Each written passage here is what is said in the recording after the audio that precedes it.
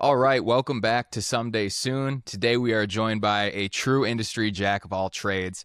This guy has done some work with some of the biggest brands in the world, including Peacock, Dyson, and Saks, all while touring with some artists that I'm sure all of you have heard of, including Quinn92, Chelsea Cutler, Dylan Gossett, and just to add one more layer into this mix, also while maintaining a music career all on his own. Today we are joined by Matthew Gold. Matt, thank you so much for joining us today. Of course, that I feel like sometimes you need like a little intro of yourself to get like a little bit of your confidence back. You're like, damn, okay, maybe I am doing something right here. That was a great intro. Dude, absolutely. I mean, I've been following your stuff for a long time. I don't remember exactly how I found it. I'm sure through one of the artists, tours, and as a photographer and filmmaker myself, I'm sure I saw the work and I've always been really impressed with it. So I think I just started following along just because I really enjoyed it. But I mean, I feel like I needed a deeper breath just to get out all the stuff that you got going on, man. So when people talk to you, and it's a pretty common question you get, like, what do you do for work? What is the first thing that you tell people? It's funny. I have a friend who used to like own a contracting or owns a contracting company to a bunch of rental properties, and I found it so funny that when we would like go out together, he thought whether he thought he was being funny or just maybe he thought it'd be easier, instead of saying that because it would sound a bit ostentatious, he would say, I'm a construction worker. And I thought like there was something so funny about like some people want to like this is what I just literally go, I'm a photographer, and I don't dive into the specifics of like, oh, I'm a tour person, or I'm moving into like a media agency, because most people don't want to know that. If they do, they'll ask. So I leave it as I'm a photographer, and if they want to know more, great, I'll give them more. Yeah, I love it, man. Yeah, I feel like anytime I, feel like I'm a little bit busy, I see what you got going on. And I'm like, man, this dude is really doing it. He's always got something going on. So, but before we get into, all the great fruits of your labor you're able to kind of live now and the success you're finding, bring us back a little bit. How did you find the arts coming up? Did you start with music? Did you start with a camera? And what did those things mean to you at that time that you found them? Yeah, man. So I think I've been into the arts probably since before it was an active choice. Like, at a really young age, I was into performing. Like we're talking like kindergarten to fifth grade. Like music was definitely the first love. In terms of creating, I'd always loved movies. My dad, I'll put as the person that really put me onto movies, like a big movie guy. And so I'd always been in the music stuff. And then somewhere in high school, I just transferred to a new school. And in my eyes, like the coolest guy in the school, who was like he was the senior, the student president, like just cool sense of style. He was like, we were in a similar class, and he was like, "Hey man, there's this video program. I think you'd fit well in it." I had no like interest of making videos at that time, but because he said that, I was like, "Whatever you say, dude, you're cool." And it ended up being like the best decision. Met my two best friends there. It's the first time that I had a chance to pick up a camera and like create like a short film. And I remember the first time, like I played sports, I did music, but I was never that like in any of those where it was like, oh, he's clearly got a lot of potential in this and everybody's noticing it. And it was the first time we made like a short film, each of us, like I think our intro year, and the film did really well. And everybody was like, okay, so he's just like naturally got some skill here. And I was like, oh, this is pretty sick. And then from there, it's been something that I think that I feel like I've tend like to water, and my family, watered that kind of passion a lot. So that's where it all kind of began. Yeah, I love to hear that too, and I think it's so important early on when people are kind of finding their passion just for that one person, even if it's one person to come through and be like, yeah, you're doing well at this, or this is something you should keep on doing. Is like, I think people wildly underestimate how important it is to kind of water those seeds for the people around you when you see them picking up a new hobby and it's something they really enjoy, to kind of foster them up and push them up is like such a huge deal. You kind of find this when you're in high school. What was the path after high school like for you? Did you immediately decide that this is what you're going to do from that point forward? Or did you kind of make that complete shift later on? Well, somewhere during, it's funny, right now I value education. I say 28-year-old Matt and 16-year-old Matt are entirely different people, because now I wouldn't make any choices differently, but I'd probably be that parent that'd be like, oh, I should push my kids towards college for the sake of a lot of other things. But at the time, I was very anti-school, anti-system, and I was like, I'm not going to go to school post high school. I just didn't see the benefit of it. At that same time, like the same year that I had made that first film, I had some local artists reach out, and the first, who's a good buddy of mine, the first artist reached out and was like, "Hey man, I'll give you $50 if you shoot a video for me." And I was like, holy crap, I'm gonna be rich. This is great. And so I had started shooting videos in high school, uh, not even with the intention of making a lot of money. It was just the idea that like, oh, I was getting paid for this, which I will say I think is extremely important for anybody starting out in this industry, that like money is extremely important and I'm so passionate about that. But to not be attached to the dollar sign in the beginning is huge, because it's all about all those like learning lessons of how to deal with clients and how to like operate on a set was like stuff that I was just figuring out before I cared about the money. And so in high school, I'd stopped kind of doing part-time jobs. I was just shooting a lot of videos. And then post high school, I went to community college for 2 weeks because everybody else was going. And I was like, I should probably try this out. And 2 weeks in, I like kind of failed my first test. And it hit me that I was like, all right, if I'm gonna make college work, I have to put 100% into it. If I'm gonna make this video business work, I'm gonna start having to put 100% into it. And I kind of made the gamble. And I think luckily, I should say that like if I was a parent, I don't know if I'd be as like supportive as my knowing what I know now, as my parents, but I think they probably saw that there was like a natural, I think like not just talent, but also interest to like want to be really good at that. Like during high school, I didn't go out. I spent like every weekend watching. Used to be this channel called Film Riot. I don't know if Oh, anybody was watching absolutely. this, but and Yeah. that dude, that was my university in high school. I would just watch hours of Film Riot. So I think they saw that and they were like, all right, when he said that when he's telling us he's gonna, stop school and pursue this, I think they were like, there's intent to grow in this field, not just like, oh, I like it and I hope it goes well. Right. Yeah, that's great. And I appreciate, 2 points in that. One being the education angle, which I went to film school. And now looking back, knowing what I know, I certainly probably would not have taken that path. But at the same time, while the education system I think is broken and needs to be revamped and rethought in a lot of ways, I think the general hatred of the education system without much extra information or much nuance to it is also a major problem. So I really appreciate you, kind of touching both sides of that angle. Yeah. But even more importantly than that, another angle I really am excited to explore with you is free work, which I see you on social media talking. You're so super transparent about pricing work and what the industry calls for and what people should be charging for their work. What are your opinions on free work? I feel like this is a very heated debate in the creative Yeah. space. Obviously, everyone should be getting paid what they're worth, but I also think there is some room at times to determine there has to be some sort of transfer of value, but it doesn't always have to be money. So I'm curious what your opinions are on that as well. Of course. Yeah. Well, I want to answer that, but I'm curious to ask you real quick. Do you feel like, because I have mixed opinion on film school and school in general, but do you feel like at least the network that you got there, how old are you now? I'm 27. I'm about to be 28.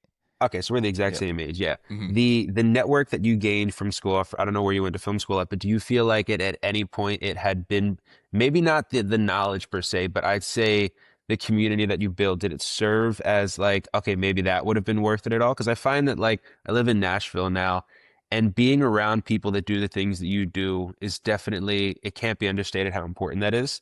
And that's one of the few things that I'm like, okay, a community, other people my age, that experience maybe would have been more important than just the education. So I'm curious, like your thoughts on like if that still was like, oh, okay, that was valuable. Yeah, I definitely think with film school, that is the number one thing people should be considering is building the community. Like that is the most important part. Unfortunately for me, I went to school at Brooklyn College, which was a great time, it was a great experience. My senior year was during COVID. Oh no. So it was like just as I was like starting to get consistent set work and like being like, all right, like I'm gonna struggle in New York City, but like I can do this. It's like COVID hits, I move out, I'm out of New York, and now where I'm at in my life, and honestly, just a couple years out of COVID, like I just don't know if New York's a place that I'd want to live again. So like, yeah, I met some people, I keep up with some people, but I think it was also a unique circumstance for me where it didn't quite work out as you might think. But yes, I do agree with you that there isn't I can't say there's too much knowledge that I learned in film school that I did not learn on YouTube first. So I 100% agree with you. And if people are thinking about film school or a creative school of sorts, I think the first thing is pick a city that you want to live in and actually do the research and actually think about that and build that community while you're there is my Yeah. thought on it. First off, I feel so bad for anybody. I feel like the people, my sister, I think was a sophomore in high school or sophomore in college when COVID hit. And my best friend who actually went to film school as well in Philadelphia, same, he's 27, same age as you. And it says the same things that you say. He's like, all the things that granted, he works for a production house now, and he's like, the things that I've learned I've either picked up outside of school or like I've learned an increasingly, vast amount now working on actual sets as opposed to being in school. I feel like the real benefit of the school is that, yeah, the resource, the I should say the probably the availability to use equipment that you wouldn't maybe normally be able to afford, but it's really hard if you're not in school. So I feel for that. I'll touch on I live in Nashville, like I said, and there's a big line here. There's a school called Belmont, which is a big music school. And a lot of people say you don't pay for your education, you pay for the network. Because, like, everybody that is working in the industry, like 50% of the people, like, I'm not talking artists, but like crew and whatnot, you could probably track back to that they went to school in Nashville or Belmont. So it's like my recommendation for anybody that wants to go to school is go somewhere where the work is. There's like a big there's like this whole line where it's like, oh, if you want to work in finance, don't go to like Grand Rapids, Michigan, go to New York because that's where you're going to climb in the industry. And like I feel the same way. It's not about the education per se, but it is about like the resource of the equipment and also the type of work that's in your area. So if you're like, oh, I want to work in film, go to like California or New York or somewhere where there's shooting happening like Nashville. Anyway, that's my whole rant on school because I feel very passionate about that. But I could dive into the free work if you wanna pivot there as well.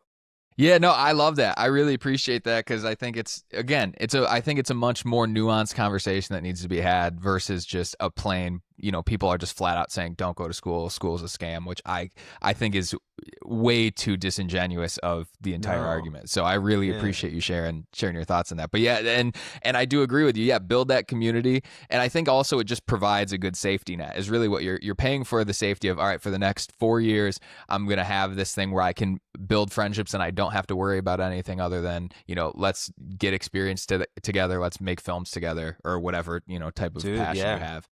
It's also like it's funny because I one of the kind of key points when I create content nowadays is just like the idea of what would I wanted my younger self to hear, somebody in that position. And like this was such a at 17, not knowing anybody and social media and the capacity it is not being as big, I had like no insight to any of this knowledge. And so I would have loved to have heard these conversations, which is why your podcast is awesome. But the safety net is also that's not like a bad thing. I think there's this whole mindset that I feel very, it's like this idea of like, you have to be a starving artist and you have to like have no backup plan. And you hear like Ed Sheeran say that, and it's great because it worked out for Ed Sheeran. But for every one Ed Sheeran, there are literally like 10 other or 9 other creatives that are like eating ramen at 35. No disrespect to those people, but I think that like that kind of mindset is very dangerous. I don't think there's anything wrong with like I wouldn't say it's like having a backup plan, but it's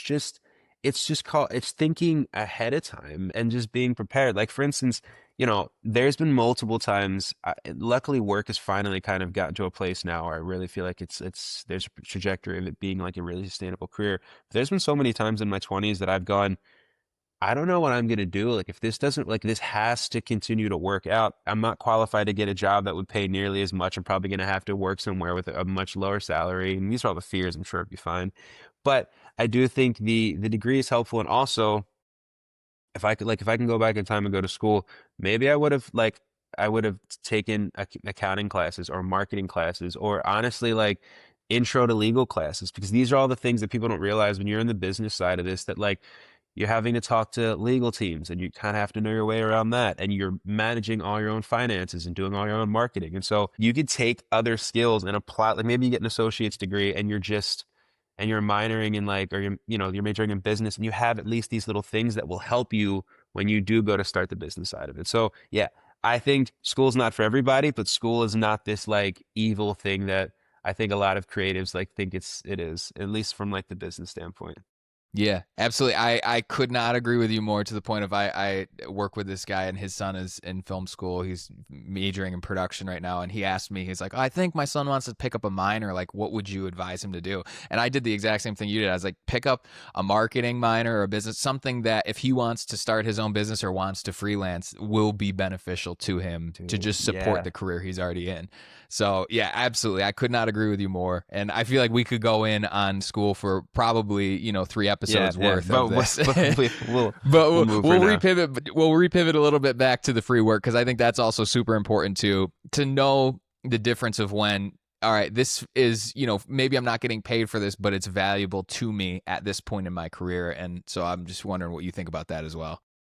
Yeah, man. Dude, I think free work is, I should say that like I think a lot of people get very pissed off when I talk about free work, and I understand there's not a right answer here. I'm the most like this goes back to what we said before about I don't believe in the starving artist mentality of like you gotta like eat ramen and sleep in airports to make it. I'm like, no, the longer that you're making money and the more you're making money, the one, first off, the more that you can be a real human being and like actually like, it's not fun when you're a starving artist trying to date.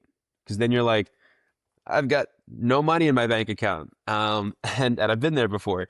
And the other thing is like the longer that you have money, the more that you can sustain in this industry. So I do think money is important, but I think when you're starting, it is very hard to come into anything. Like it's funny, I worked in non-music for I don't know, maybe 8 to 10 years. And when I got into music, I remember like I had had a certain hourly rate that wasn't music related stuff. And I remember getting into music and going, okay, like I feel like I'm taking a step backwards because I'm charging significantly less. If my normal rate prior to music was 250 an hour and I was booking work, it was like maybe a $2,500 day rate. I was getting like my first tour offer was 1,000 a week.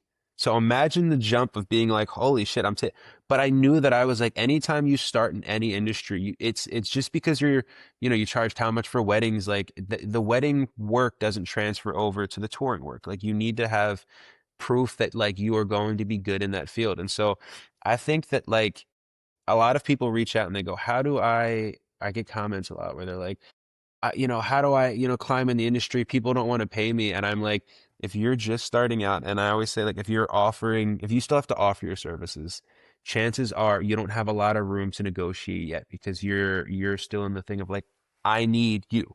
When they start needing you, it's a different story and, talk your stuff and whatnot. But like, sometimes the opportunity that you'll get will take you way far. If you're, let's say you're getting an offer for, 1,500 a week and you're going to argue for a tour rate or something and you're going to try and negotiate to get to 1,750, that extra 250 for 4 weeks, another $1,000.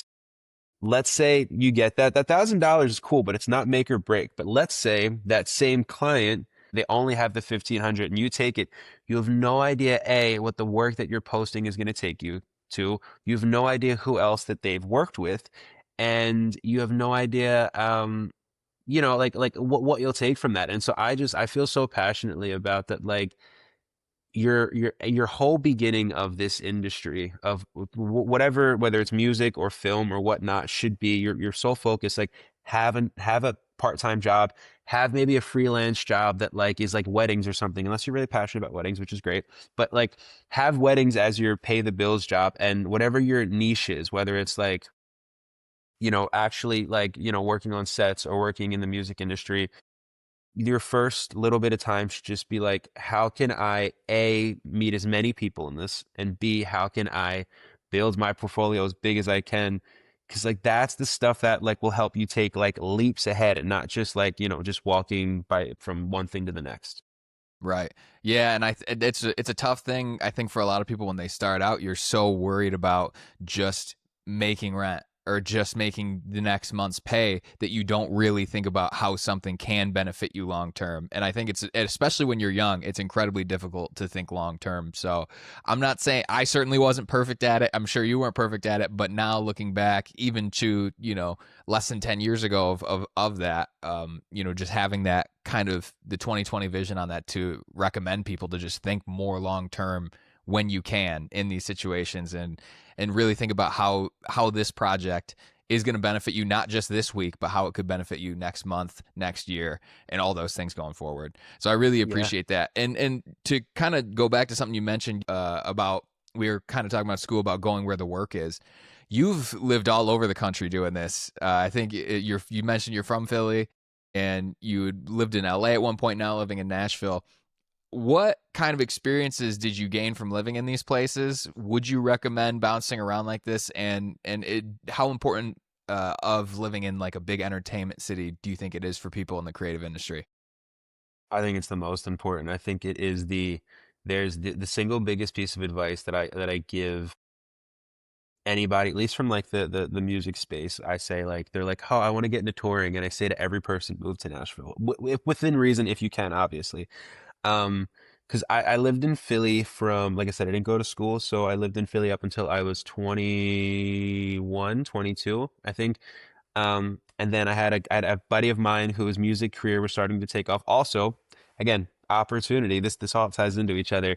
There was an artist around Philly who was starting to do well, and when I had met him, at like a show or something, I remember just being like, I think this guy has a lot of potential. And he said to me, he was like, hey, as opposed to like charging him individually for each thing, he's like, can we come up with some sort of like thing to work out together? Whether it's like, I give you money on the back end of, like, at the time his YouTube videos were blowing up. He's like, maybe money on that, or this, that, and the third. And I remember just being like, okay, this has potential to work. I'm gonna ride this. And I believe in this person, which is like, again, you're the opportunity, not just the dollar amount. And that guy ended up getting signed by Atlantic Records, moved to LA, and he asked me and his producer at the time, he's like, do you guys want to move out here with me? My manager could put you guys on retainer, and we could start like working out here. And that's funny. I didn't go to school, but at the same time that everybody was leaving school is when I was moving out to my first like live on my own, and living in LA. It was so cool in my head. And it was a great experience. But it was because of being mindful of like taking advantage of an opportunity that brought me out to like a place where then actual work was happening. And so I move out to LA unbeknownst to what was going to follow. We get out there in November of 2019. So February 2020 hits and COVID happens. And so my entire year living in LA was actually just, with the exception of like, I had gone to like a few studio sessions, I had gone to like a few concerts, and I was like, wow, this is so cool, LA. Then that hit. And so my experience there is really limited, but I say this because it still proves how important it is being in a place like that despite COVID being a thing. I went out there, and somewhere in the midst of COVID, there was a photographer that I had met once through one other shoot.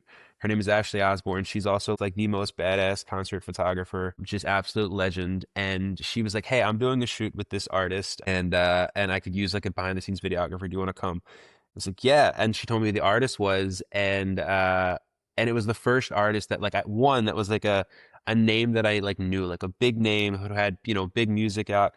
And I was like, oh my God, this is like the biggest break I've had. And I did that. And funny enough, that ended up being my first tour offer. And that's a group of people that I'm still friends with today. And we can dive into that. But even in the midst of like the most isolated time, or the most like, unable to network time, still being in a city like LA proved that like it gave me the, it gave me the single opportunity that if I hadn't been out there and I'd been on that shoot, I would not be in the touring industry today. It's like, so it's so crazy that like, yes, it can't be understated how important the city is that you're at. And so I lived there for, that year, moved back to Philly because at the time I had gotten into a relationship, and I was like, COVID's a thing, whatever. And I got into touring like as the years kind of went on. And then I had a lot of people in the industry say to me like, you should move to Nashville. I really think you'd kill it there.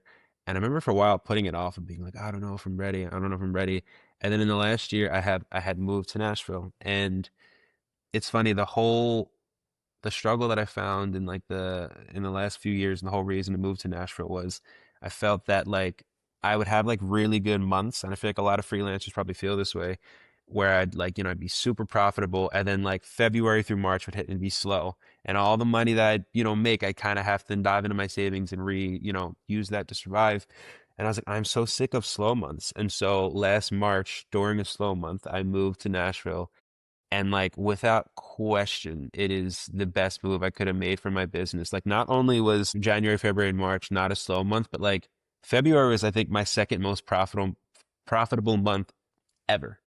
And it was like I was like, oh, so not only like do we know it's going to continue, but it's actually like the jump in income is huge. And it's really hard to convince somebody in Philly to go, I do this music content, like, I really think like, like I could help your business, because it's like they don't care. Like that to them, it's not valuable, and that's fine. But you find out all these skills that you have that you're like, oh, I'm really good at social media, or I understand trends. You're like, oh, in a city where that makes sense, you're gonna be kind of like rewarded for that in work and opportunity. So that was a long-winded answer. I'm sorry.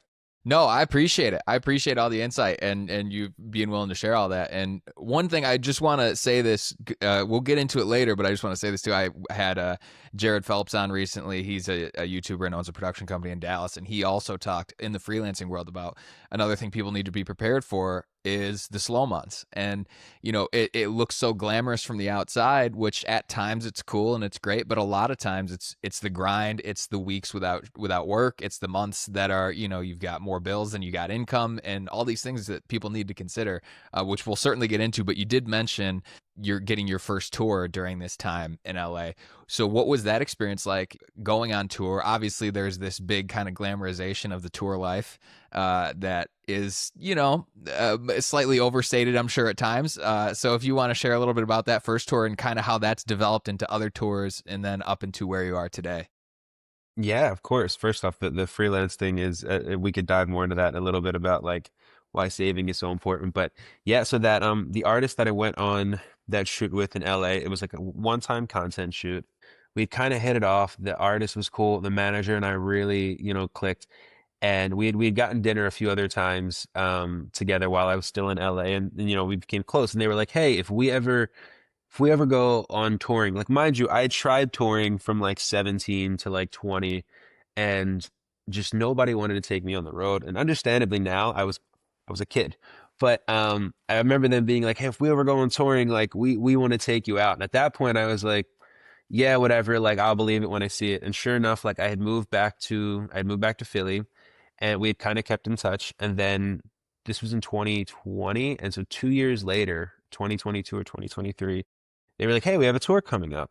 And at this point, I was making all right money in Philly, but it wasn't the big thing that I wasn't getting was there was no like trajectory of like this being a sustainable career. It's like, yeah, every month I was able to make a pretty decent amount of money, but it's like it wasn't like I was having repeat customers. It was like I was scouring sites like Upwork every day to try and get new work, or being cold DMs and whatnot. So the offer came in. They were like, "Look, we don't have a lot of money. Well, we have $1,000 a week if you want to do this. It's photo, it's video, and like short form content." I didn't really do photo at the time. I always felt like, for some reason, because I started doing video, I felt like to be a photographer, it was so elusive, and I had to have done it before. And so I was always kind of scared of photographers, and I never called myself one, which is ironic because now I feel like I'm almost better at photography than I am at video. One, I was like, I lied and I was like, yeah, I could do photo, sure. Which I think is very important to kind of sometimes like fake it till you make it within reason. And the other thing was, I remember saying yes to that tour because not for the money, but I was literally like, this will be a cool experience. In a couple years, I could say I did the touring thing once. And so the first tour happened, and it was like everything that like I had hoped it would be. Like I used to watch like the Justin Bieber documentary growing up, and was like, wow, touring looks so cool. And so going on a tour bus and running around the venue, like it was as cool as I thought it was. And I was like, this is great. And so I did that tour. And I didn't seek anything else after that. I was like, okay, this was fun. And somebody that worked on that team worked with another artist, and that led to the next tour. And then it's, kind of went from there. But it was in the beginning, and I still love touring now, but obviously I'm not as green. So like, I'm a bit more like, okay, I like see things for what they are. In the beginning, I loved it. I was like, this is the greatest thing ever. Right. Yeah, you get that initial excitement, and you're doing awesome work, and you're getting to see the shows every night and capture the crowds and all that stuff is like, some of the most exciting stuff you're going to capture. I'm sure there's a very real side too, especially if you're doing, starting off in like a van tour, or, starting off with, smaller venues that aren't selling out every night. Things are it could be a little bit different. I'm very privileged in the fact of like a lot of people watching this. should know that like I lucked out and my first tour was a bus tour. I've actually only done a van tour once, and funny enough, it was this year, which never anybody that's afraid of like being too big for your like being humble is very important. And I had an artist that I did a van tour with this year who is I took it because they were paying my current rate, which is great. So it's like, okay, if you're gonna pay me the same amount of money, sure. And also I have a really strong belief in this artist, the same way that I've had for a few other artists, where I'm like, this could pay off getting in on the ground level. So I should mention I was lucky in that I started off on like a bus, and that's very, it's not always the case. Right. Yeah. It's still great, but even still, tour's exhausting, and I think a lot of people don't realize, like, especially when you're doing content, short form content and video, it's like, you're around capturing all the moments when everyone's active, and then when everyone's not active and they're resting, now you got to put a lot of that content together, and it is a very full time job. It is, not for the faint of heart, but again, if you love what you do, it's rewarding work, and it feels great to do it. So I mean, now these days, first, some of these names of people you've toured with is just, for me personally, I'm a fan of all of these people. So it's like, for me, I'm like, this sounds amazing. What is the current state of the tour life for you? Like, how often are you trying to go back to back on tours, or how are you trying to kind of manage those schedules these days? The entire mentality upon moving to Nashville was, I should say, about a year ago, when touring started becoming very consistent, a year or two or something like that ago. I was like, okay, striking while the iron is hot is very important. And I kind of put personal life on the back burner. And I was like, I'm just going to go as hard as I can while the opportunity is coming in the amount that it's coming in. And and I'm just going to attack it. All of 2024, I was on the road quite a bit, and then 2025 happened, and it was even crazier. So I moved to Nashville April of 2025, and up until I want to say a week ago or 2 weeks ago or something like that, because I got sick, I hadn't been home in Nashville for more than a week at a time consecutively. I was like, at most, I was there for 6 days. And a lot of times it was like, I was there for like 3 days or 4 days. Sometimes last 2 weeks ago, I literally landed at three, or what is it, at 3 o'clock, got to my apartment at 3:15 from the airport and left at 3:30. Like I had enough time to pack and leave. And so the state of touring right now is it's pretty like nonstop for me. And just because I have this kind of mindset right now of like, I'm 28. I'm single. As much as I would love to dive into the next stage of life, I don't want to do that until I feel like the level that I'm doing it at now, I feel like is coming from a place of like I have to do it. When I have a partner and kids one day, I don't want to have to do it. I should take the jobs that I want to. So my mentality is work my butt off now, so that way like when the time comes, like I don't have to do it in this capacity that I am. And so it is very nonstop. This is actually the most that I'm home in like the next month. I have like just a lot of weekend runs, but once June starts, I think from June, honestly, until December, I don't think I'm home for like more than like a week and a half at a single time. It's just like go. Wow. Yeah. And Yeah. and like, again, this is the stuff that people don't see with this. And like, again, there's some, it's, you get to see, different parts of the country and the world, and like there's a lot of amazing parts to it, but it's not always as glamorous as it seems. But something else that you talked about during this is that work-life balance. And to me, in the industry, and really any time you're trying to achieve something like truly extraordinary, I think the common, as you would think of work life balance, is kind of a myth. But I also think at the same time it's super important to not burn out, and to keep the steam going and keep pushing forward. How do you kind of balance, knowing that there really is, you're on all the time, you have to be available all the time, you're going to be working long hours, weekends, weeknight, everything, while also making sure that you don't burn yourself out, and feel the need to kind of to shut down, and take the time off, which could also come to a detriment to you. This is not the popular answer, but this is, I think, like the true answer is that I think if you want to do a good job, you can have a good work-life balance. If you want to create something that is truly a bigger than you thing, and like you want something that is going to be game changing, I really don't think there's a work life balance at all. And I should say this is, I'll speak to this. This is not for anybody watching it who wants to just be an employee. Like that's, it's so fine to be an employee. But if you're somebody that like wants to create something that will allow you to live a life beyond anything that you know now, I think they're like, you know, it's funny. Before I even got into like the business side of this, I used to just watch videos of successful CEOs. Like I just always had an interest in that, you know, in that mindset, or like these, you know, these inventors and innovators and whatnot. And the common thread was that like anybody who was uber successful would, you know, they'd say there is no work-life balance. You don't really realize it until you're in it. But like, you know, admittedly right now, I don't stop to avoid burnout. I burn out. And I'm pretty good. Like I've gotten to the point, I used to get sick quite a bit, but I got on my vitamin kick, which I think is super important. I do sleep well, but like, oh God, sorry. This Perfect past timing week, on that one. yeah, this is, Yeah. yeah, incredible. Yeah. This past week was a great example of, not this past Sunday, but the Sunday before that, I'd gotten back from a trip and my body just like shut down. And I feel like every couple of months, I think it does that to kind of say, hey, we need to slow down. And to give you like, you know, perspective, the week before that led up to this was I I flew to LA for a 24-hour job, flew back to Nashville. That's where I got home, was home for 15 minutes, and then got on a 12 or 13-hour bus drive to New York or something like that, whatever the time for New York is, on a bus, and then had 3 shows and then flew back to Nashville. And I think like I travel a lot, but it was just how much traveling and how much, you know, distance I was covering, I think really took a toll on my body. Not to mention the entire month has been pretty crazy. I don't, that's just my way of saying that like at this stage I don't have that, I don't have the balance. I don't have the, you know, the practices. And it's not that like I'm such a big, you know, advocate of like taking care of yourself, you know, mental health wise, but there's this saying that I really live by this I think he's like a professor at NYU or something. His name is Scott Galloway, but he has this line where he goes, "It's not that you can't have everything, you just can't have everything at once."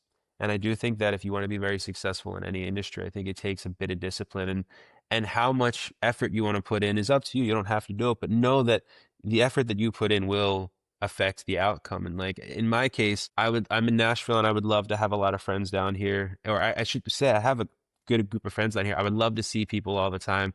I would love to take up golfing. I'd love to, you know, get in a relationship. But in my head, I'm like, I can't do all those things and build a business that, let's say, by the time I'm 35, allows me to really kind of relax. All those can't happen at once. And so in my head, I'm like, okay, I'm 28 right now. And while I'm young, while I'm single, while I physically am the healthiest that I will be ever, this is the time to grind very much. And I will say, like, because I don't want to make it sound like I work 24/7, even though I feel like I do. When I'm on tour, funny enough, that's kind of when I find myself having like a little bit of downtime, like on off days when there's not a whole lot to do. And so the few things that I do to decompress are, I'm a big gym person. One that also just benefits your health, but also it's like it helps you to kind of take a moment away. And the single thing that I really allow myself to do to take time off is I'm a big movie theater guy. I still love the movie theater, and it's the only place that you can go where you truly can't do anything else. It's dark, your phone has no service, and so for 2 hours you have nothing else to do other than just sit there and enjoy what you're watching. And so that's a big thing for me. But other than those two things, there's not a whole lot else right now that I can like I'm like, oh, I go and I, you know, take a 3 hour walk around a park. I'm like, I'd love that. It's just not the case right now. Right. I get you. I mean, first, I like the overarching goal for me in the future is to get back into narrative film. So I also very much appreciate the movie theaters. I think everyone should be seeing movies in theaters, not only Keep just movies alive. keep I theaters agree. alive, Yeah. absolutely. And like, not, again, not only like you said, but it's such a unique experience to be somewhere and have only that one sole focus, which I feel like we're losing a lot of now with social media and how easily accessible we are to everybody at any time. But also, I feel like, especially when you see a profound film in a theater, it's so different than watching on your Project Hail couch. Mary.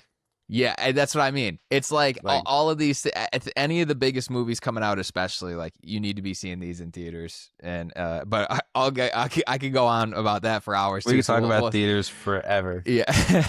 So we'll pop back into, like you said, the work life balance is hard, and there's very little of it, especially around. But I think it's a harsh truth, but I think also at the same time people need to realize if you're doing something you truly love and you have that long-term vision of what your end goal can be and what you want it to be, I think it's so much more rewarding. So it's this mix of Yeah. like, it's a tough thing, it's a hard truth, but also like there is you should be excited and energized to do it if it's something you really love at the same time. 1000%. Yeah. And I should say that like it's there's a clip of Obama, funny enough, which really spoke to me. He's like, there's nobody who's gonna love their job 100% of the time. And I think that is very true. Like I think like funny enough, I'm in an expansion point in my business right now where I'd say this is probably the most like grueling work. The last month has been some of the most grueling work periods that I have, and it's probably the least amount of fun that I've had in a while because I'm kind of setting up a foundation for the way that I want to grow this business in the future. But other than that, I'd say in the last 2 years, people ask all the time, like, do you still like touring? And I say, yeah, the novelty of it still has not worn off. Like I still get excited shooting shows and being like, holy shit, I can't believe I get to do this. And the people that I tour with, a lot of these tours, which again, one of the things we talked about earlier was that like I didn't have repeat clients when I was back in Philly and I was just working month to month. Now it's like I have people that I've worked with for 2 or 3 years. Like the two crews that I'm spending the most amount of time with this year, or the three crews, it's Ian Munsick, Dylan Gossett, and Lindsey Sterling. And people on all those tours at this point, those are some of my closest friends. And so I'm with my closest friends. We are doing this thing where like this is crazy. This is the form of it. And don't get me wrong, it's still a lot of work. And like I'm not gonna ignore that side of it, but I'm like, this is still very cool work that I get to do. And so it doesn't feel like all the time I'm like, God, I can't wait to stop this. It's like, no, like I'm content with this is kind of the thing that I get to spend a lot of time on. Right. And that's awesome. That's really great. And when you're doing these things, building that community around you, both in the work life directly, but also just a community in general of people that share goals, I think is super important. And we'll get all into what you're doing on social media right now, which I love so much. But to quick touch on social media in general, it's funny because I feel like as we're the most connected to everybody instantaneously as we've ever been, but the true human connection is the lowest that it's ever been. What do you think about building a community of people around you? And it doesn't even have to be like-minded people, but I think just people with similar goals and similar drive. And how important do you think it is for people in their careers, especially trying to achieve something extraordinary, to build that community around them? And what kind of advice would you have for people when doing that? Sure. Well, first, quick sidebar and going back to the movie thing because this kind of pertains that as you're as we were saying that, I was thinking about like I think one of the reasons why movies theaters still feel so community based, even maybe more than a concert, is because at a concert everybody's got their phone out. And movie theater is still one of the few places where like nobody's got a phone. Like you're immersed in this together. You're experiencing it together. So shout out to movie theaters. I had a teacher in high school. Funny enough, the teacher who was he was the film class guy that the senior recommended me to. His name was CJ Mills, who is still somebody that's like a mentor and whatnot. And it's very ironic. I don't think he would mind me saying this, but like we all knew that he wasn't a video guy. He didn't know the inner workings of how to work editing software. Like he wasn't he was just a really good communications guy. And he was honest, he was very good at business. Looking back now, there were so many business principles that he would try and like instill in us that like I didn't even pick up on until later. But some of the biggest things that he really like taught us, like, the way of like the right mindset, like if you think you can, you think you can't, you're right type of thing. And he had us reading like Think and Grow Rich, and he had us writing down gratefuls, and he had us like, not saying like, oh, I hope this happens, but like, oh, when this happens, and like why it's gonna happen, and like just so much manifesting that like it's crazy. I think part of the reason why I feel so blindly optimistic towards things, I attribute to great parents, but I attribute towards at like 15 years old when you're probably the most cynical because you're, a moody teenager. I had a teacher that was like, almost instilling in us that like you have to believe in yourself, you have to have the right mindset, and like you have to like, all these ways of like networking skills. And it's looking back now, I probably benefit more in his class now than I would have then. But like subconsciously, I was picking all that up. All that to say, he used to have a line that I'm sure he picked up from somebody else that was just like, you are the five people you surround yourself with. And I think that like that doesn't mean that everybody you're friends with needs to be super successful. Like I think it's important that like my five best friends are kind or loyal, but like in a work setting, I do think like it is a matter of the people that you are with. Are they better than you at a skill that makes you kind of look at them and go, okay, that's really good. I want to get like that. Or are they financially in a good spot where it's like in a relationship that I was in a couple years ago, like she was much more financially literate than I was at the time. And it wasn't until that presence in my life that started, like I'm so financially literate now, and it's a big talking point for me. But that wasn't the case until like she was the first person that came into my life that was like, this was of importance. And you're the company you keep, it's the most significant personality in my life. It became such a personality point in my life. And I was like, oh, this is really important. So I think that so applies to work. I think it applies to your location, because think if you're like, I don't mean it like this, but if you want to be a videographer and you're like, all right, I'm in a small town in Wisconsin, no disrespect to Wisconsin, great place, but it's really hard for you to grow much other than what you're individually pushing yourself to, because there's not anybody else challenging you or doing anything, that inspires you, that like in your same scope. But let's say you're like, all right, I'm going to go to LA where everybody's doing it.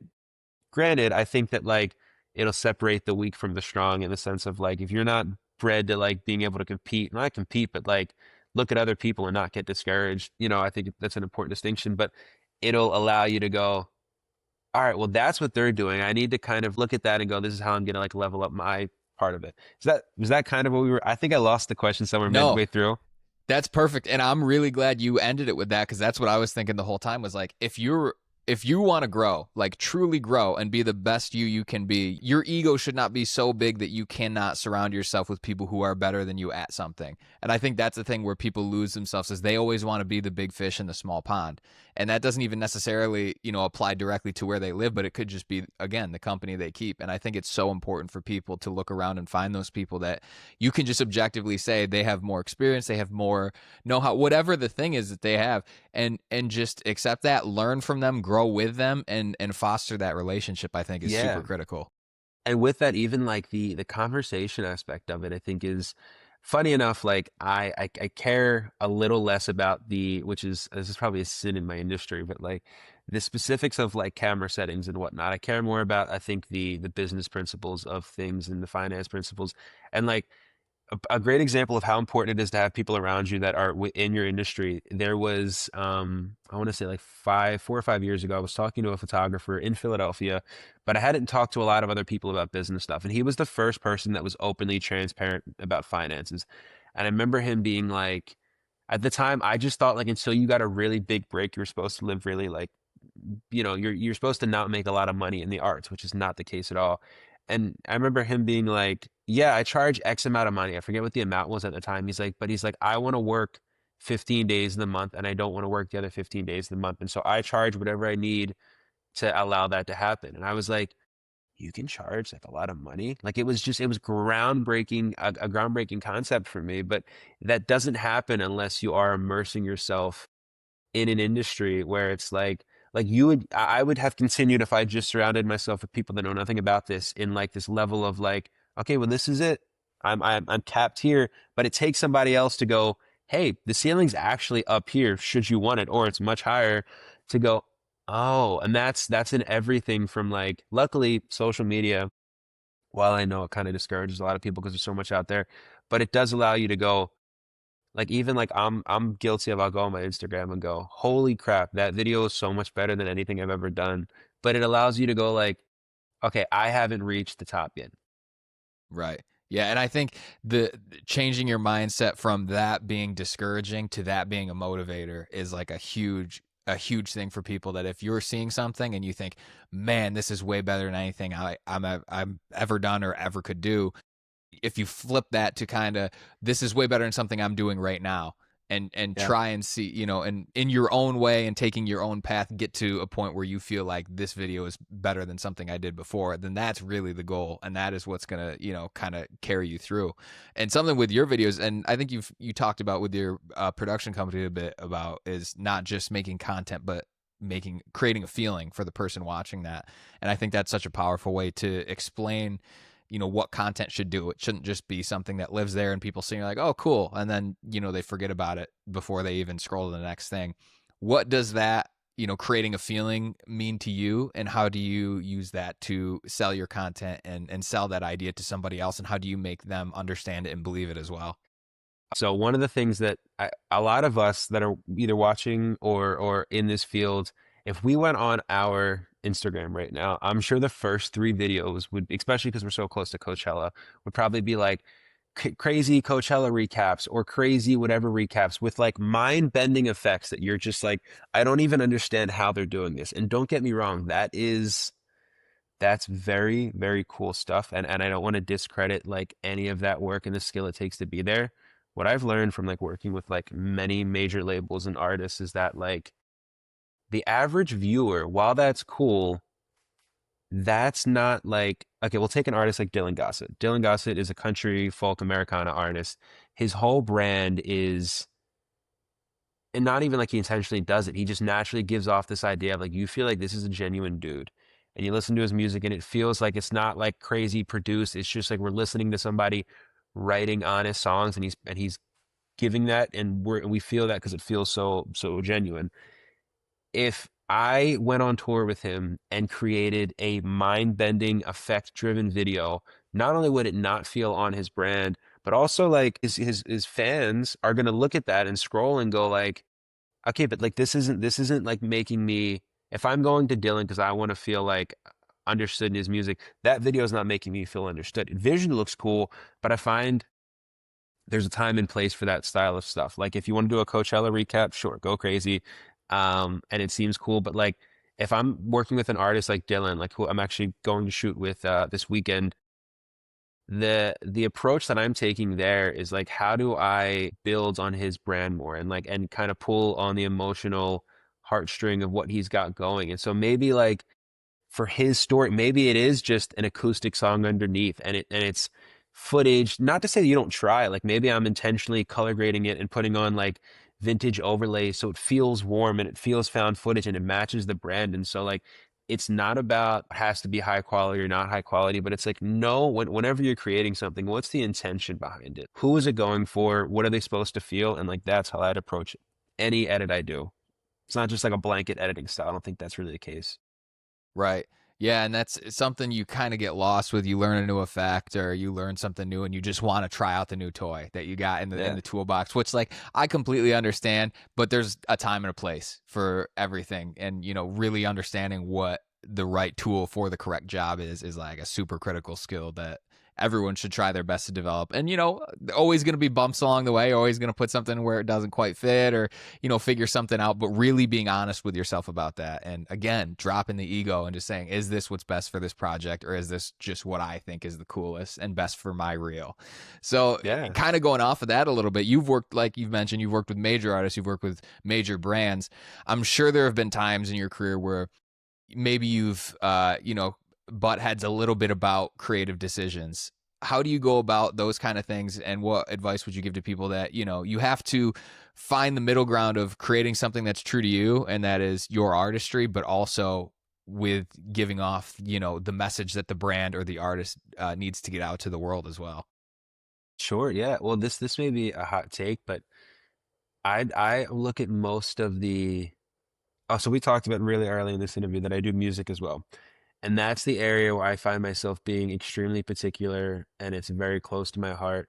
Um, I love video and photo, and so maybe somebody else that like looks at it from like most of the work that I'm doing is client based. If I was in production, like filmmaking, like yourself, or like my best friend is a filmmaker, when I'm going to make films or like that's when I could be very particular about like certain creative decisions. But I approach almost all of my jobs of like, this is not for me. I'm being paid. It'd be one thing if like I was shooting this and I'm not getting paid, but anytime somebody is paying you, it's like you're doing a certain like this whole we work in the people business, the customer service business. You're doing a service for somebody and they're paying you a lot of money. And so like don't get me wrong, like there's small moments like where okay, maybe I would have creatively made a small tweak here and there, but for the most part, I really don't get too into the nitty gritty with clients because I try and approach it all with like what is going to be best for that client, for that brand. There's been like one or two times where I've really got like I've completely disagreed. Like back before I got into touring, I was doing a content for a salon. Like I did a bunch of headshots for them and some like promotional videos, and the headshots came back, and I like objectively thought they just looked really good. And the owner of the salon was just like, these don't look like they're so graded wrong or whatever, and like was one of those where like she was like color grading it like on her iPhone app to send me references and wanted me to like redo everything, and I was just like objectively like I kind of, I'm an expert in this field. I know what certain things like. I don't think that looks as good at this point in time. If I were to have retaken that client, I probably would have just complied. But I think my ego at the time is like, I'm not going to re-edit these photos. It would have taken 30 minutes to probably redo it. But I was like, my ego's like, I think I'm right here. I really strongly like, especially if you're doing this to fulfill your own creativity, different approach. But if you're doing things as like a business, you have to often go like, all right, is this best for the client? Am I getting in the way of that? I think that's an important distinction.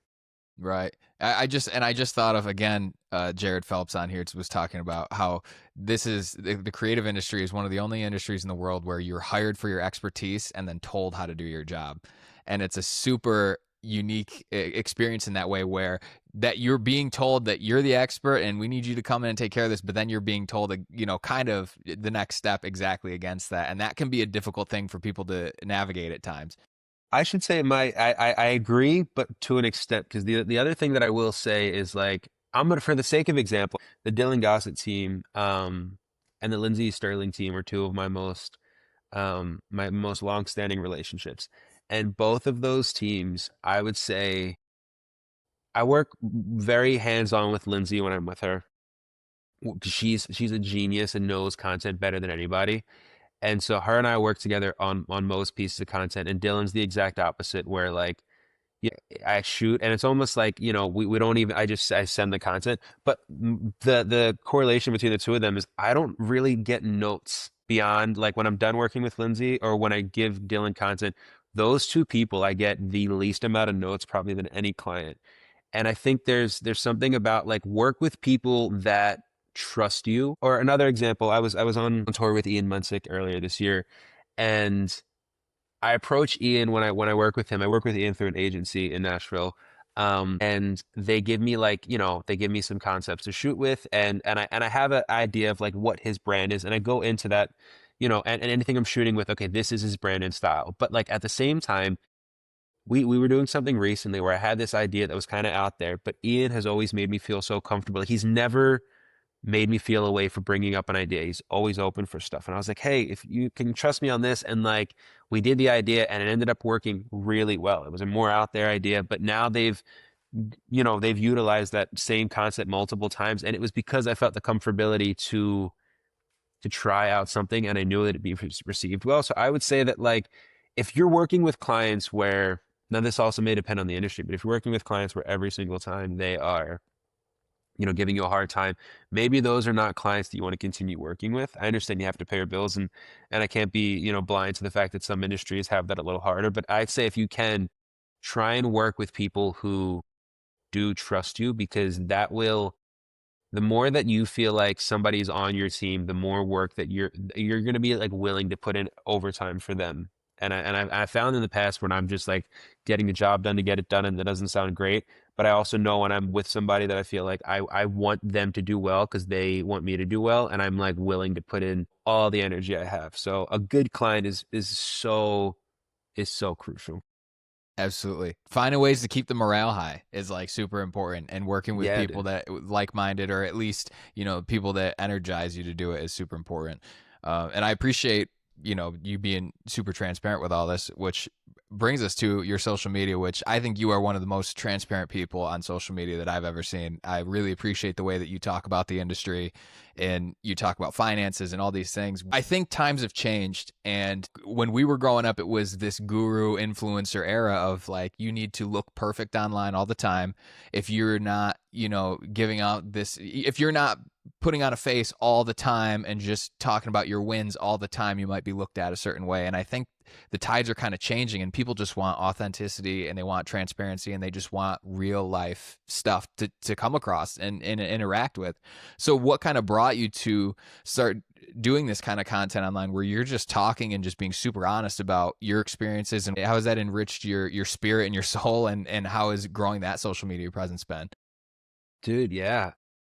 I mean, I work with I work with artists all the time on social media, so I know the importance of social media, and I also knew that as like maybe as like shallow as this sounds, but I knew initially that like if a client goes to hire me and I have 200 followers versus 20,000 followers, social media is kind of like it's a bargaining chip nowadays. You kind of like, oh, maybe this guy's got a little more to offer. It helps sell you a little bit. And so that was the initial like, okay, I should kind of pay attention to this. But in terms of finding that my voice on social media, it's funny for about 3 years now, I had tried doing stuff, but nothing was ever sticking and I was never consistent with it. And like, I think it's important to note that like we've had people that have occupied different spaces and like you have the Sam Colders who I think are the best example of like, I haven't kept up with his stuff, but in like 2017, 2018, that was like, if you wanted to be a travel videographer and like look like you're living the cool life, like he was the perfect example of that. And like, an incredible editor and storyteller, and that's awesome. And then you had somebody like a Peter McKinnon, who I think like on a personal level is just like somebody that occupies the space of like, I'm going to teach you about these photography skills, but I'm going to be your friend. And so I tried, probably approaches that were close to both of those people, but without success. And the one area that I saw only one other creator really kind of diving into was there's a YouTuber in Chicago named Eric Floberg who he would do these like But man. Dude, this is crazy, man. I this is one of the first ones I've done of these where it's like every reference, every person you mention, I'm like, yep, yep, yep. Dude, I have you've nodded on like every person. I'm like, we have this same like just at level of education here. But Eric is so sick in the sense of he was the first guy that the first creator that was like, I'm gonna talk about my finances. He would do these yearly breakdown videos of how much he made. He would also like talk about like how he's charging clients. He didn't dive super in depth on a bunch of like on like a daily thing, but like at least yearly he would do it. And I remember being like, it felt so taboo to talk about finances in general in any industry, with whether you're friends or whatnot, but especially in the creative industry. And I just thought it was like that was so beneficial to me to like get that information. I knew somewhere along like that I wanted to continue posting on social media, but I couldn't find my place. And it started coming to this idea of like, well, what would I want to tell my younger self? And at the time, I knew I started doing decent, and I wasn't sure if it was something that I should talk about or shouldn't talk about. Like, I couldn't tell if I, I was like, well, what if people think that I'm putting this up there, and maybe subconsciously this was the case to like prove that I'm doing good in this industry in a world where people assume that you're not making any money. Or like, did I really feel like this could be beneficial? And my little sister, my little younger sister, hit me with an incredible line because I was like, "Hey, like, do you think I should post some stuff talking about like finances?" She goes, "Well, what would younger you want? Would they benefit like from seeing that, or would they not?" And I was like, that's the greatest line. And so I put out like a video that was just basically like breaking down how much I had made. I found that it was the first time that like it was an area that I really didn't see. I've seen finance videos and I've seen video and photo videos, but I hadn't seen the correlation of the two. And B, like I found the reception of like a lot of people that were just like, I don't ever hear this stuff. Like I didn't even know you could make this much, or I didn't know that like, that like in certain fields. And I was like, oh, transparency is huge. And then it became less of like, it's like my strong suit is not that, like going back to what we talked about the crazy recaps is like, look, I can edit pretty well, but I am not Sam Colder when I'm editing. And I don't have the time to be Roy Kramer and make full YouTube videos. But what I do think I benefit with is that like I have a really large interest for the business side of this. and making this something that's lasting, and you know, a willingness to kind of talk about that. And I found that like I would talk about a lot of things that I felt like for justifiable reasons I felt like people are afraid to talk about. Like I think most videographers are extremely scared to find out that they're being underpaid because which is messed up, but there's nobody keeping us in check to go, hey, you're getting properly compensated. Like, and if you're working at a sales job, you can kind of like know what the market is around you. And like, you know, there's probably like somewhere like a cap where you're like, all right, everybody's within this, but it's the only industry where you can talk to somebody doing the exact same job as you and finding out that you're making double what you're making or half of what you're making. And there's no correlation there. And so I found people didn't want to talk about usage rights. People don't talk about touring rates. We all want to talk about like, oh, you know, get rich and buy my course and you'll do it. But like, they don't talk about all the specific details of like, hey, this is just how you answer a client's email. And I just found like there was such a gap. And the more that I talked about it, the more natural it felt. And it also was like, it was this effortless intersection of like, I started seeing before when I would post stuff like that, like I didn't get a lot of responses. And all of a sudden, like I just found like a lot of people, not like a crazy amount, but like on most videos, like I'd get like, you know, 10 to 15 comments that were like, oh, I've never like nobody talks about this stuff. And I was like, oh, so it all just kind of lined up. It was the idea of, you know, people were responding to it. I didn't see a lot of people talking about it and I felt very passionate. So it's easy to talk about. And so that's kind of how I started approaching it. And now it's as easy as like, you know, I'll either try and batch out like 5 pieces a day and like ready for the week or like, you know, take 15 minutes and do a quick piece of content just based on something that I'm feeling passionately about that day, like whatever it is. Right. Yeah, and that passion definitely comes through with the videos. Like they're incredibly just. It's like here's the information, here's the honest truth about it, and I think we need so much more of that, especially in spaces. And that line is also perfect. Like, what would you want your younger self to see? Like, if this is valuable to a younger or lesser seasoned version of yourself, it's probably a valuable piece of content for other people as well. So I'm definitely gonna keep that one in the back of my mind going forward too, because that's incredible. While you're and even too like I work with an artist here. He, you know, we're not touring, but he plays regionally, so I'm, you know, following him around a bit. And I remember when I first got connected with him and started shooting shows, I started looking this stuff up too because I'm like, I don't work in the music industry. Like, I don't know how much people are. And this was only 2.5, 3 years ago, and it's like there is very little to no information out there about what this is, what this means, what you get paid on the high end, what you get paid on the low end. Like, it is just a complete void. So I think you being here, and I'm sure there are other people doing it, but I certainly haven't come across very many, if any, people that are. So I think you filling that void is incredibly important. So I'm really glad that you're putting out that content. Dude, 1000%. It is really like, somebody reached out to me once and they were like, you should start selling courses for this. And I was like, it's honestly the last thing that I'll ever do. No disrespect to any creators that are doing this, but like my audience, the people that I'm trying to reach are the last people that need to be spending another $300 right now. It's like these are people that like, you know, don't get me wrong, I'm happy for any established creatives that are finding this as well, but I find a lot of these people that like it's for the people who don't have any access to information yet, that are just trying to get work. And the last thing that they need is like to spend $300 on a course that's like, it's like I would rather just give this out because I didn't have it. Like you're saying, you didn't have it. It's so hard. There's just not a lot of resource on how to figure this stuff out. And like it took me a while to figure it out. And I still think it takes everybody a little bit to get there. But like, you know, if I could help at least somewhat prep people for a conversation with a client or know a little bit about, it's not that you know, you shouldn't be emulating everything that I'm doing, but take the principles from it. And that's why I talk about, like, there's a video where I talked about my current touring rates. And I said, this does not mean go in now and say this is the industry standard. It's not, but at least like, this is how I decide how I'm flexible about the rate and how I got to this rate and whatnot. And like, yeah, man, it's just, there's in every other job, it's like there's a baseline. And this is the only industry where there's no baseline in whatever specific niche you're in.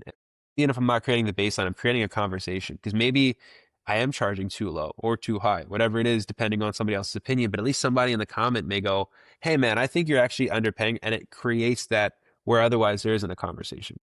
Right.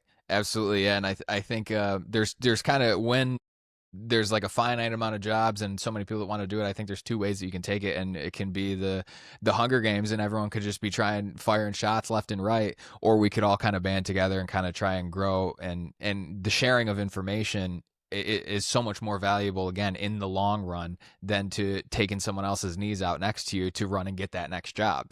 And I think that's another thing that people aren't considering is, again, it's they're only looking for the next paycheck and not, how can we all grow this together and how can this benefit all of us in that long run. And I think it's something super important. I think in some businesses, there's like that, I forget what CEO said this, but they were like, or maybe it was a movie quote. They were like, if my competitor was drowning, I would put like an anchor in his mouth or something like that, as opposed to giving him a lot. I don't think that's the case in this industry. I've been currently expanding my business to kind of start operating more as like a content director role where I hire videographers on my behalf. I benefit more from that when somebody is more well equipped than being like, you know, nothing. Because then it's like, I have to feel like, I now have to teach you and cover everything. Whereas like if you're independent on your own, like that makes you stronger. That means when I want to hire you, it's less of like a babysitting job. There's just so many ways that I don't think that like, and also it's so naive. Like, look, as somebody who spends 90% of his time on the road, there's only so much work as a single person that I can take on. So even if I wasn't operating in this new position that I'm in now and I just still doing independently, like it's not like I can't sit here and go like, oh, I'm going to take up all the clients. That's why I don't want to share this. There's only so much I could take anyway. Like I know it's a very saturated market, but there are still so many artists out there or so many businesses that need content. Like it's saturated, but a lot of people still need stuff. And we're in the business where like, if I wanted to, I could take over everything. I physically cannot do it. So like, it's no benefit to me to keep this information. And it's a lot of benefit to somebody else to like, to be able to get this information. Absolutely. Yeah, that's great. I really appreciate that insight on that. That's incredible. And you kind of mentioned a little bit there, you're kind of transitioning from being kind of the content guy to a content director, and that seems to be like the new direction of the business here. I'll kind of tie that in here. The show is called Someday Soon. So what would you put into that someday soon category for you, whether it be personal or business? And what is that short term goal for you? And what will that goal do for you in your growth? And how will that kind of set you up for your future? I'm 28 now. And like I said, I spend about 90% of my time on the road. And for the sake of just like an example, it's not the actual time code I'm giving, but like by the time I'm like, let's say 35, I don't want this to be the way that I'm operating in life, where I'm working till exhaustion and I'm away all the time and I'm missing everybody's birthday. And so the whole goal that I've kind of had in the last 2 years without realizing like what the actual method would be is how can I start building a sustainable trajectory so that way that like I could take a step back without, taking a financial step backwards. And like I still want to be able to like live working this hard. I want it to be for something. And so the someday soon for me is building something that not only will sustain me, but also allows me to have it be a more manageable career than just like right now what I'm doing is not manageable. It's making me a lot of money and that's great. But when I have a kid one day and I have a wife one day, like I want to be able to like, maybe I'll do a single tour or something like that, but I want to be able to be with them and I want to work, but I need to know what that looks like. There are a lot of videographers and photographers out there that are very talented and they have no tie into the industry. And honestly, that's the hardest way to get into it is just going like, what's my in? And I find there's a lot of clients that need content. There's so many of them, but they don't know how to find good shooters because they can't tell the difference between somebody who's just got a good portfolio or somebody that knows their stuff. And I found that I can very much operate in that middle ground and be the kind of connector between these two. So that way I can give people who don't have any further, who don't have any tie to get more work, I can give them that. And I can, work on behalf of the client to make sure that they are getting somebody that's pretty trusted. And so that's right now, I'd say the beginning stages of, I think, the next step of evolution for this business. And we'll see how it goes. Hopefully it allows me to not be on all the time the way that I am now. Dude, that's incredible. Thank you so much for all the transparency today. Not that I didn't expect anything less. Like I said, based on the social media I see, so I really appreciate your time and chatting with me here. Let everyone know where they could find you and what they should be looking for next from you. Yeah. So Matthew Alec Gold is the social handles. company name is the Wasting Time Company, which it's just like it's a cheeky little name. But the next year or so for me will very much be out on the road with a handful of artists. And I'll be documenting a lot of that and talking about a lot of that on those socials associated with that handle. And yeah, that's what the next little bit looks like for me. Oh, awesome, man. Awesome. Excited to follow along. Guys, thank you so much for tuning in today. Had a great episode. Give this guy a follow. Keep up with him, especially if you're in the creative space. It doesn't matter if you're behind a camera, in front of a camera, or your creative thing doesn't touch a camera at all. This guy has advice for basically anything you could need in that. Matthew, thank you so much for joining us, and we'll catch you guys next time. Thank you, brother.